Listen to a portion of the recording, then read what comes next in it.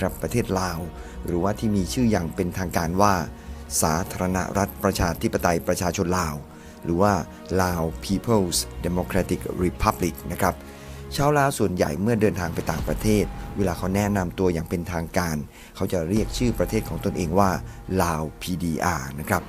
ลาวนับเป็นประเทศที่มีความใกล้ชิดกับประเทศไทยมากที่สุดประเทศหนึ่งในกลุ่มประเทศสมาชิกสมาคมประชาชาติเอเชียตะวันออกเฉียงใต้หรือว่าอาเซียนไม่ว่าจะเป็นความใกล้ชิดทางเชื้อชาติศาสนาภาษาวัฒนธรรม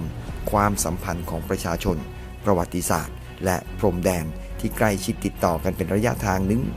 1,754 กิโลเมตรครับตั้งแต่ปี 2012 เป็นต้นมาลาวมีอัตราการขยายตัวทางเศรษฐกิจสูงถึง8.2% นะครับพอหลังจากนั้นในปี 2013 ลาวก็ได้เข้าเป็นสมาชิกองค์กรการค้าโลกหรือว่า WTO World Trade Organization เป็นลำดับที่ 158 แล้วก็เป็นประเทศสุดท้ายของกลุ่มประเทศอาเซียนส่งผลให้ลาวกลายเป็นดินแดนที่นักธุรกิจต่างชาติมุ่งหน้าเข้าไปลงทุนโดยเฉพาะจีนที่ต้องการใช้ลาวเป็นประตูสู่อาเซียนเช่นเดียวกับที่ได้ใช้เมียนมาและไทยเป็นเส้นทางเชื่อมต่อกับอาเซียนมาแล้วมาดูที่กองทัพประชาชนลาวหรือว่าลาว People Armed Force หรือที่มีชื่ออย่างเป็นทางการว่ากองทัพปลดปล่อยประชาชนลาวหรือลาว People's Liberation Army หรือบางครั้งนะครับเรียกกันว่ากองทัพประชาชนลาวหรือลาว People's Army เป็นกองกำลังหลักในการป้องกันประเทศการดำเนินการไม่ว่าจะเป็นการบริหารกองทัพรูปแบบการฝึกศึกษาจะอิงอยู่กับเวียดนามเป็นหลักนอกจากนี้จีนก็ยังคงพยายามสอดแทรกเข้ามามีอิทธิพลทางการทหารในลาวดังจะเห็นได้จากมีความพยายามในการมอบเฮลิคอปเตอร์อเนกประสงค์แบบฮาบิน4เชงจี Z9 จากจีนจำนวน4ลำรวมไปถึงการจัดซื้อเครื่องบินแบบอินยูชินอิล103จำนวน21ลำซึ่งได้รับการส่งมอบไปแล้วแม้ในช่วงที่ผ่านมาอาวุธที่มีใช้ส่วนใหญ่ของลาวเป็นอาวุธที่มีมาตั้งแต่สมัยสงครามเวียดนามและต้องการการซ่อมแซมหรือว่าปรนนิบัติบำรุงเป็นอย่างมากอย่างไรก็ตามกำลังพลของกองทัพลาวก็ได้รับการยอมรับว่ามีประสบการณ์ในการรบสูงทั้งจากการรบในสงครามอินโดจีนระหว่างฝ่ายโลกคอมมิวนิสต์และฝ่ายโลกเสรีตลอดจนการประทะบริเวณชายแดนกับประเทศเพื่อนบ้านทางด้านตะวันตกตั้งแต่ปีคศ 2018 เป็นต้นมาลาวได้มีการพัฒนากองทัพไปสู่ความทันสมัยเป็นอย่างมากอันเนื่องมาจากการสนับสนุนของรัสเซียรวมไปถึงสภาพเศรษฐกิจที่มีอัตราการเจริญเติบโตอย่างต่อเนื่องจากการสวนสนามในพิธีเฉลิมฉลองครบรอบ 70 ปีของการก่อตั้งกองทัพประชาชนลาวเมื่อวันที่ 20 มกราคม คศ 2019 ลาวได้เผยโฉมอาวุธอันทรงอานุภาพให้โลกได้เห็นซึ่งก็ประกอบไปด้วยรถถังแบบ T72B1 แล้วก็เครื่องบินไอพ่นฝึกแบบยักษ์ 130 เป็นต้นนะครับสำหรับรถถังหลักแบบ T72B1 ของลาวนั้นเป็นรถถังที่ผลิตขึ้นในรัสเซียโดยการจัดหารถถังรุ่นนี้เป็นไปอย่างเป็นความลับแม้จะมีกระแสข่าวแพร่งพรายมาจากบริษัทผู้ผลิตรถถังในรัสเซียออกมาบ้างก็ตามแต่ลาวก็พยายามปกปิดการจัดหารถถังรุ่นนี้อย่างเป็นความลับมากที่สุดการจัดซื้อเริ่มต้นขึ้นตั้งแต่ปีคศ 2015 ครับเมื่อรัฐมนตรีช่วยว่าการกระทรวงการป้องกันประเทศของลาวในขณะนั้นคือพลโทจันทร์สมรจันยาลาภเดินทางไปเยือนรัสเซียและก็ได้มีโอกาสพบปะเจรจากับพลโทอนาโตลีแอนโตนอฟพร้อมกับได้มีความคิดริเริ่มที่จะมีความร่วมมือทางด้านการทหารแบบทวิภาคีระหว่างรัสเซียกับลาวจนทำให้ปีคศ 2017 ทางกองทัพลาวจึงมีความประสงค์ที่จะซื้อรถถังแบบ T72B3 แต่เนื่องจากรถถังรุ่นนี้มีราคาสูงถึงคันละเกือบ3 ล้านเหรียญสหรัฐส่งผลให้ลาวเปลี่ยนแบบมาเลือกรถถังแบบ T72B1 อินซีขาวหรือว่า White Eagle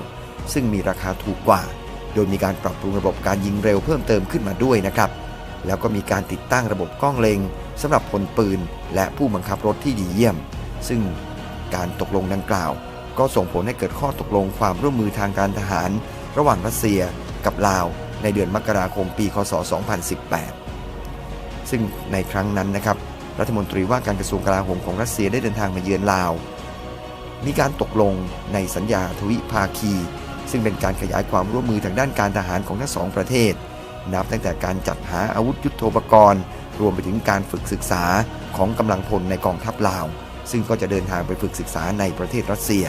ที่สำคัญรัสเซีย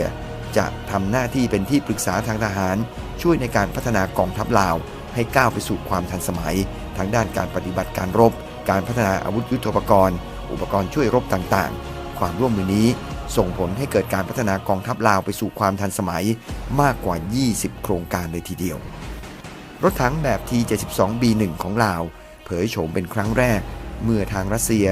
ดำเนินการขนส่งรถถังดังกล่าวมาจากประเทศรัสเซียมายังท่าเรือดานังของเวียดนามก่อนที่จะบรรทุกโดยรถบรรทุกชานต่ำผ่านเส้นทางหมายเลข 9 มุ่งหน้าสู่กรุงเวียงจันทร์ของลาวนะครับโลกตะวันตกคาดว่าลาวสั่งซื้อรถถังแบบ T72B1 จำนวนไม่น้อยกว่า 10 คันแต่จำนวนที่น่าจะเป็นไปตามรายงานก็คือหลายโหลหรือที่ใช้คำว่า several dozens ซึ่งคาดว่าน่าจะมีจำนวน 40 คันซึ่งเป็นระบบการจัดหน่วยรถถังในอัตรา1กองพันของกองทัพรัสเซียครับนอกจากนี้กองทัพปลดปล่อยประชาชนลาวหรือว่ากองทัพประชาชนลาวก็ยังมีรถถังหลักแบบ T54 ซึ่งคาดว่ามีจำนวนประมาณ15คันและรถถังหลักแบบ T55 อีกจำนวน15คันรถถังชุดนี้นะครับได้รับความช่วยเหลือจากอดีตสหภาพโซเวียตมาตั้งแต่ปีคศ1975ซึ่งมีการทำความตกลงร่วมกันตั้งแต่ปี1973แหล่งข่าวตะวันตกคาดว่ารถถังเหล่านี้เป็นรถถังมือสองที่อดีตสหภาพโซเวียตใช้งานมาแล้วระยะหนึ่งอย่างไรก็ตามในปี 2006 รถถังทั้ง2รุ่นก็ยังคงประจำการอยู่ในกองทัพประชาชนลาวและคาดว่าภายใต้ความร่วมมือทางทหารระหว่างรัสเซียกับลาวจะมีผลทำให้มีการพัฒนารถถังรุ่นนี้ให้มีขีดความสามารถสูงขึ้นเพื่อยืดอายุการใช้งานออกไปอีกนอกจากนี้นะครับลาวยังได้ปรับปรุงยานยนต์หุ้มเกราะล้อยางขับเคลื่อน4ล้อแบบ BRD M2M จำนวนหนึ่งซึ่งน่าจะประจำการอยู่ในกองทัพลาวมาก่อนหน้านี้แล้วมีการพัฒนาปรับปรุงส่งมอบให้ลาวใหม่นะครับในช่วงปลายปี 2018 โดยมีการปรับปรุงจากรุ่นเดิมเปลี่ยนจากเครื่องยนต์เบนซินแบบ GAZ41 ซึ่งมีกำลัง140แรงม้ามาเป็นเครื่องยนต์ดีเซลติดตั้งกล้องอิเล็กโทรออปติคอลบริเวณด้านหลังของป้อมปืนกลหนัก KPVT ขนาด 14.5 มิลลิเมตรพร้อมทั้งติดแผ่นเกราะเสริมความแข็งแกร่งบริเวณจุดเสี่ยงต่างๆรอบตัวรถอีกด้วยลาวยังมียานยนต์หุ้มเกราะล้อยางแบบ BTR 60 PB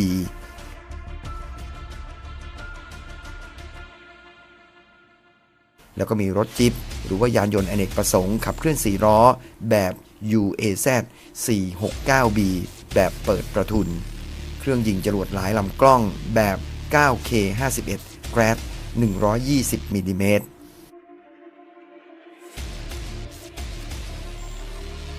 ปืนใหญ่สนามลากจูงแบบ D74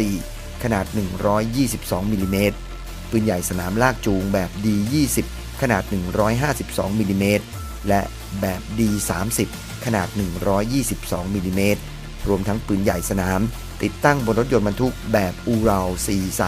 4320ซึ่งก็ถือว่าปืนใหญ่ของลาวนั้นนะครับปืนใหญ่สนามทางลาวเรียกว่าปืนใหญ่หน้าดินปืนใหญ่เหล่านี้เคยมีบทบาทอย่างมากในกรณีที่เกิดการประทะกับประเทศเพื่อนบ้านทางด้านตะวันตกนะครับลาวยังมีเครื่องยิงจรวดนำวิถีจากพื้นสู่อากาศหรือว่าแซมแบบ 9K35 Stella ซึ่งก็เป็นเครื่องยิงจรวดนำวิถีจากพื้นสู่อากาศนะครับใช้ต่อสู้อากาศยานแล้วก็มีเครื่องยิงจรวดต่อสู้อากาศยานแบบประทับบ่าแบบ 9K38 อีกล่านอกจากนี้สิ่งที่ทำให้โลกให้ความสนใจกับลาวเป็นอย่างมากนั่นก็คือการสั่งซื้อเครื่องบินฝึกแบบไอพ่นยาโกเลฟยักษ์130มิดเทนเป็นเครื่องบินฝึกแบบทันสมัยนะครับคาดว่ารัสเซียได้สนับสนุนลาวด้วยเครื่องบินฝึกรุ่นนี้จำนวน4ลำแล้วก็ได้มีการส่งนักบินลาวไปทำการฝึกที่ประเทศรัสเซียนะครับ